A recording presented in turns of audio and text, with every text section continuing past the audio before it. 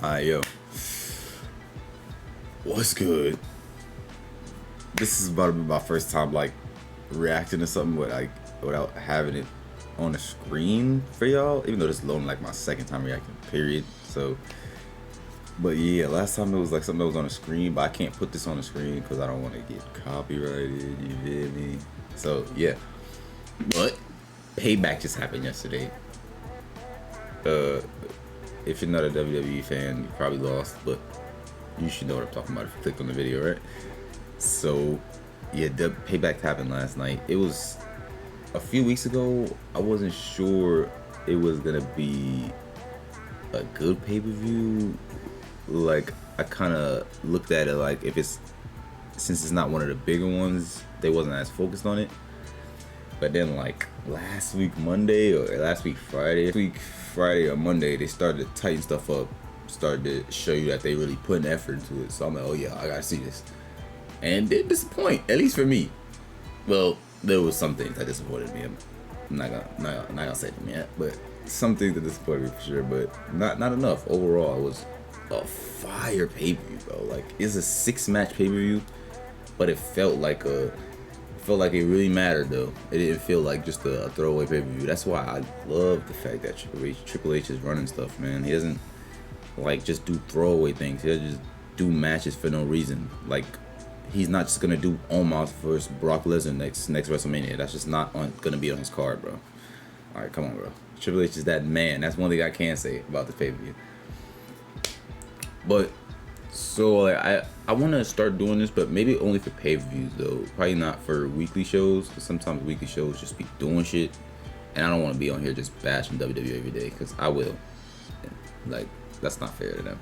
All right, so might be a thing only for pay-per-views. I fuck with this because the pay-per-views are the most exciting things for me. Those are things I really sit down and watch, and make sure I watch live. So I really fuck with that. Y'all let me know if y'all fuck with that. Okay, but basically I'm not gonna be watching it live, but like I watched it last night live, so sometimes I'm gonna be like watching like a recap or some shit just to catch up. But like I think this first match I know pretty much off by hand, because I really fucked with it. Like, until I kept watching, I thought it was gonna be the best match of the night, and I wasn't really feeling this feud either. I wasn't really feeling this feud because of how long they dragged it out. Like this Trish stuff. Like, I felt like Zoe Stark didn't really need to be involved, but I don't know, they're making it work. Okay, yeah, so this first match, Trish versus Becky, it was like, I think it was Michael Cole. Michael Cole might have said it could be nominated for match of the year. And I would have said that if Zoe Stark didn't, you feel me, interfere at one time. But basically it's a steel cage match, bro. It was going crazy. Trish was never in a steel cage match before, so she looked like, you could tell like it was her first time in. But Becky was doing her thing, and Trish was doing her damn thing. I'm not gonna lie, like, I was disrespecting Trish since she came back. I'm not gonna hold you. Like, didn't really want her on TV type shit. I wasn't fiending for this feud, but if this is the last match she's gonna be in, she showed the fuck out, bro. That's all I'm gonna say, bro. Like, took all the spots, did all the extra shit to make it seem like that's why I would assume that's why they fuck with her being back so hard, because she's definitely trying, bro. That's one thing you could really say about this legend that came back. She's definitely trying, bro. But yeah, it was a crazy match all over the place. Suplexes off the top of the thing. Trish off the top of the steel cage. Trish ended up being like hanging over it for like a second by her legs, like she was about to fall and break her neck. But bro, it was just a hard hit match, throwing each other to the cage. It's like a SmackDown versus Raw steel cage match, just spamming us, bang your head into the steel cage type shit. It was amazing. I really loved the match. And then like 15, they had a little while, so I'm gonna say like 20 minutes in maybe, Zoe Stark came out. What's the point of that, bro? I mean, at the end, I guess they kind of showed what the point of it was, and with the point, you feel me? So she came out, tried to help her, didn't work obviously. Trish loses. She tried to escape some shit. Zoe got manhandle slammed, so she got put out, and then Trish was next. But then like Becky wins the match, right? And Zoe Stark is in there trying to talk to Trish, like, oh, it's gonna be okay. It's gonna be okay. No. Trish slapped her right across the face. Like, it's crazy. Nah, I don't want to see that feud. That's not what I want to see. I just wanted to see Zoe Stark be without Trish Stratus because she doesn't need her, bro. She doesn't need her. Zoe Stark is an amazing wrestler. Zoe Stark got the attitude. She's not bad on the mic. She's not great, you feel me? But she's not bad on the mic either. Like they literally could have called Zoe Stark up, plugged her into the division, and people wouldn't have noticed, bro. Cause she's that good, bro. So that's the main thing I wanted to see happen from this match was Zoe and Trish separate. So like the match was amazing, and they separated two people that didn't really need to be together. So that's a huge plus in my book. What's the next match on this card? Let me see. Oh my. And then the most maybe the second most wholesome, but wholesome up next was Miz versus LA Knight. Now before this match, John Cena comes out. I don't know if maybe I missed the beginning, or if they just started off the beginning of the pay-per-view with Becky Trish, and then John Cena came out after to introduce himself as the host. I think that was it, but he came out to introduce himself as the host before this match and made himself the special guest referee. Bro, like, and the interaction between the Miz and John Cena, bro, it was like we hopped in a time machine to 10 years ago, bro. It was just like we was splat in the middle of their feud, bro. It's like nothing ever changed, bro. It just put the biggest smile on my face, bro. And then I knew having the LA Knight come out with those two, like, it wasn't gonna go bad. Like, I mean, LA Knight is only gonna add positivity to that. And like the fact that they're putting LA Knight in a situation, whether Cena coming to the WWE and him being at all these events was something that was just added and they had to figure out a way to implement him into a bunch of things. The fact that they're putting LA Knight in situations with The Miz and John Cena, two of the greatest wrestlers ever. Nah, alright, Miz is probably not the greatest wrestler ever, but he's one of the greatest wrestlers of my generation. Talking about stats and everything, like he's one of the greatest of my generation at least. So to put him in a ring with those two people, just trusting him, that's love, bro. That's a push. People talking about LA Knight not getting pushed. This is a push. So like this is just a regular match though. Like John Cena is the special guest referee. It's literally just a regular match with a special guest referee. It's the same script. Like he does the counts. They don't listen because he's a wrestler trying to be a ref, so he gets aggressive. But it doesn't really go too far. And John Cena did a good job at just being a referee. Like they made him do those spots where the wrestlers didn't listen to him, so he had to get a little bit involved. But besides that, even Corey Graves said it, like John Cena was just being a ref. Like I was scared that maybe him being the referee would take away a little bit from LA Knight shine, but it didn't at all, bro. Like so that's kudos to all three of them. Like Miz was already doing his thing since they started this feud, but like that's kudos to John Cena for not even attempting, like not saying he would do it on purpose, but just taking any of the crowd's love of him at all. Like he didn't attempt to do that at all.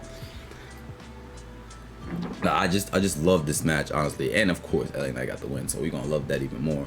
And at the end they tried to give like LA Knight one of those a legend show him respect moments, but I really didn't feel like he needed that, honestly. And especially because they had like a conversation before they did it on camera. That was kind of questionable because I don't know what they're doing. I don't know if LA Knight is just an asshole, like he's just playing the character of an asshole, or they don't know to make him a heel or I don't know what that is, bro. But like he was like being an asshole towards John Cena, and then they shook hands. Nigga said he said it didn't have to be they didn't have to be friends, but respect type shit. Gave him the hand held up. That's love. But I didn't feel like he needed that, honestly, because he won the match and people was going crazy. Me personally, I'm not expecting LA Knight to be a staple in the WWE for the next 5-10 years, bro. Bro's 40. So like if he's hot right now, just let him be hot right now, bro. He don't need the push to, he don't need like a like a passing of the torch, because he's not gonna be the guy for the next 10 years, feel me? So I didn't feel like he needed that, but it was good to see John Cena, like, feel me? Because people used to do that for him, right? I mean, he's the GOAT of my generation. Well, not my personal GOAT, but you feel me? He's the GOAT of my generation. You love to see him pass the torch type shit.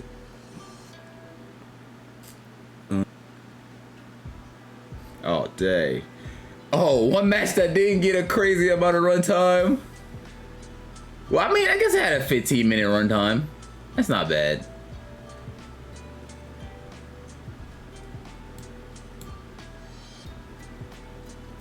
Yeah, one match that had a okay runtime.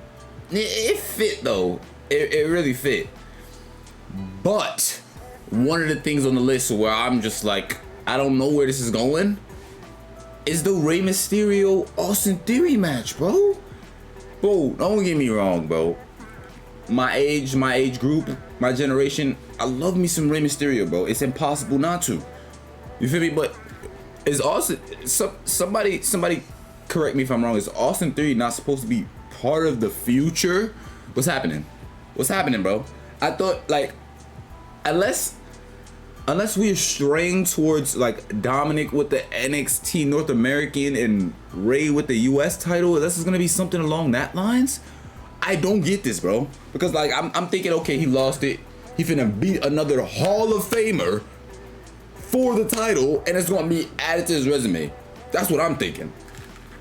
But bro, this is just a regular match. Austin Theory didn't do nothing insane. Rey Mysterio didn't do nothing insane. This is like a match they could have had on SmackDown, just 5 minutes longer. Not gonna lie. Rey Mysterio went for the same finish in the match that he won the title. Like, it wasn't a bad match because they're two great wrestlers, but like, you feel me? On pay-per-views, I'm looking for a point. I'm looking for it to like lead to something, and I just don't see where this road is going at all, bro. I don't see where that's going at all. But Rey Mysterio won, maintained his championship. I don't know where that's going. I'm intrigued to see where it's going. If it doesn't go towards Dominic, then I'm just lost, bro. And then if it doesn't go towards Dominic, then I'm pissed that Austin Theory didn't win it back. Like, I just don't know, cause like, what do we do with Austin Theory now that he is not a champion? They was already jacking that nobody cared about him. They was putting people on promos to go out to the ring and tell people that nobody cared about Austin Theory while he had a championship. How is people supposed to care about him with no title? They're not gonna completely change his character. He's not one of those people that can do that. At least in my eyes, I think. I don't think I can see Austin Theory as a babyface. I'm just not saying. I don't want to see him as a babyface. Austin Theory's a great heel in my eyes. He's doing his goddamn job. So I just don't know. Oh my gosh, bro. This tag team match, like Michael Cole said, it was that Becky Lynch match was the match of the year or whatever, or in contention for it. No, this match was in contention for the best match of the year. This was the best tag team match I've ever seen with my own two eyes, bro. Like, yes, I know the invention of TLC, all that. I was a child. I was like 5, bro. This is the best tag team match I've seen with my two eyes, nigga. Like, watched live, bro. This was greatness. Like, they came out on smoke. Off the rip.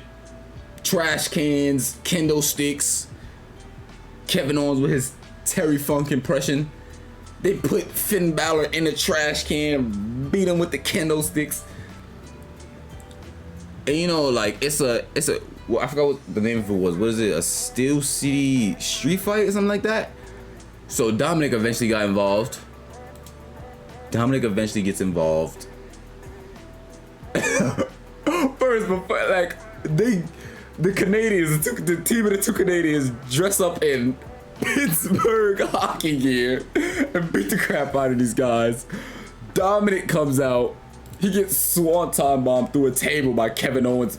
Kevin Owens is just a nut, bro. At one point, has a full face of red. He's jumping off turnstiles in the crowd, swanton bombing people through tables. It's like I don't know, bro. The Judgment Day pulled out every stop, bro. They got to a point where they was at the, like, you know how they have like a pre-game show for every pay-per-view. They got to that point to set up. Sami Zayn's diving off of that. But it came to a point, everybody's down. Kevin Owens just took the advantage. Rhea Ripley runs out. Boom. Spears him through the barricade. The Judgment Day pulled out every single stop. Every stop. JD McDonough even got involved and got murdered. Oh my gosh, he got involved and Kevin Owens murdered him for it. It wasn't even like he did a pop-up powerbomb into the table did not break. He just collided with it. And it wasn't even a powerbomb, he just lifted him and threw him into it. JD didn't move for at least 15 minutes. At least. Rhea Ripley comes out, puts Kevin through the barricade. And it's like, and especially with all the Kevin Owens and Sami Zayn matches that we had, the finish made it seem like, okay, they're gonna go through all of this and still get a dub.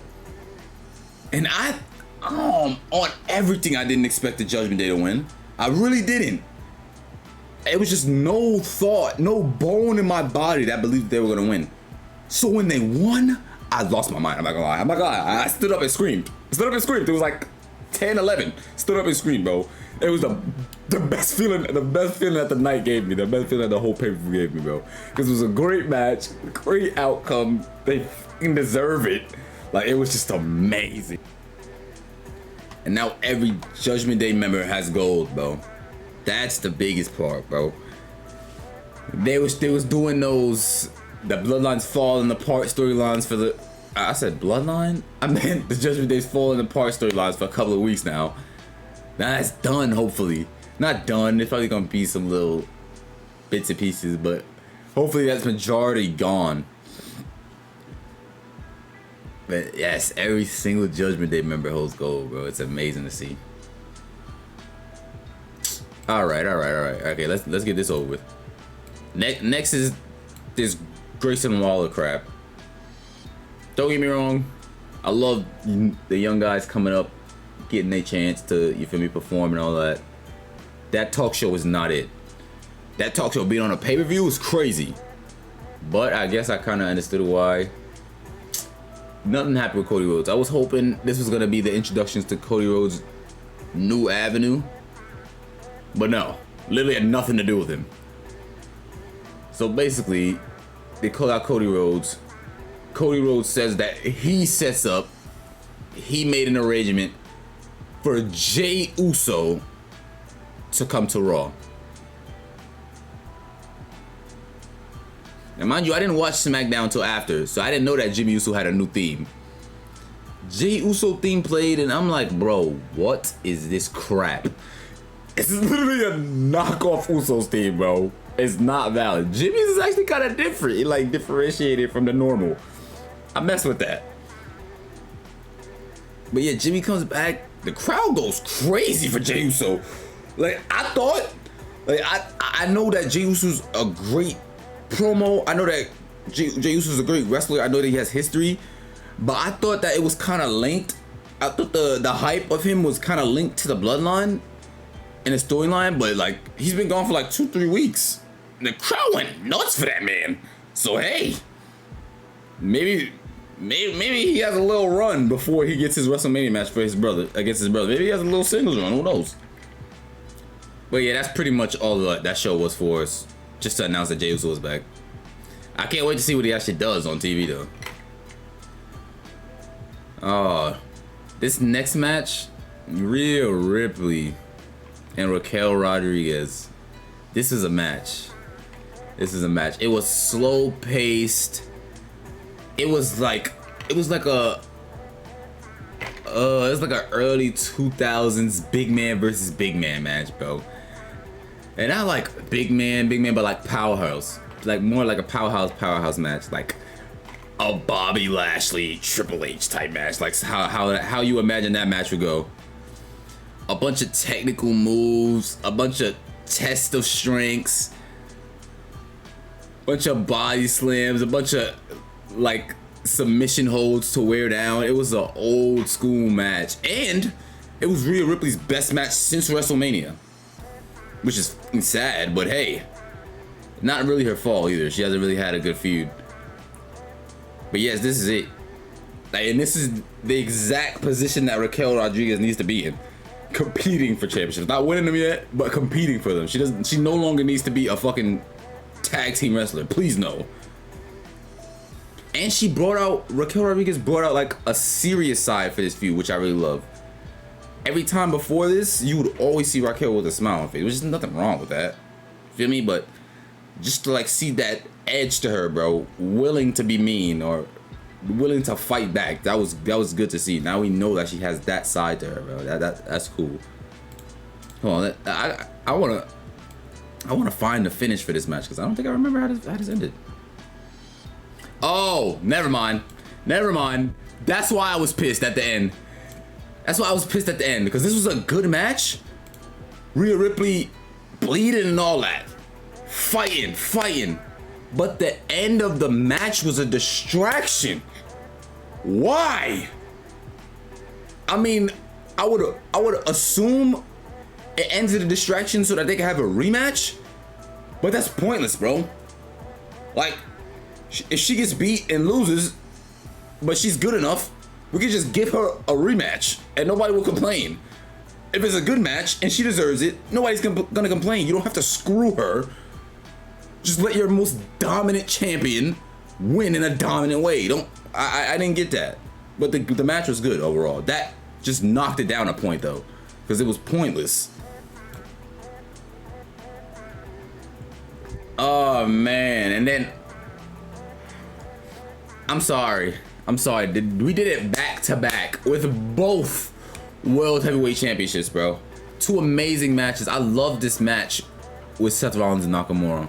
Maybe a little bit less than the Rhea match, but in the same way, it was slow. It wasn't like a strongman versus strongman. It was like striker versus striker for real. It was that slow. It was a bunch of strikes. It was a good match. But then I don't know. I just didn't feel like the ending lived up to it. Like, Shinsuke got to a point where he was dominating this man, but it made sense because of the story, right? And it's just another reason I don't get where we're going with Seth Rollins though. Cause like this was supposed to be the guy that had the game plan on him, feel me? So like, if he doesn't even like almost get it, bro, this is what I'm talking about. I'm rewatching the finish right now. Shinsuke did a roll up. Seth Rollins kicked out. He stomped him. He waited 5 whole seconds to crawl over to him. 1, 2, 3.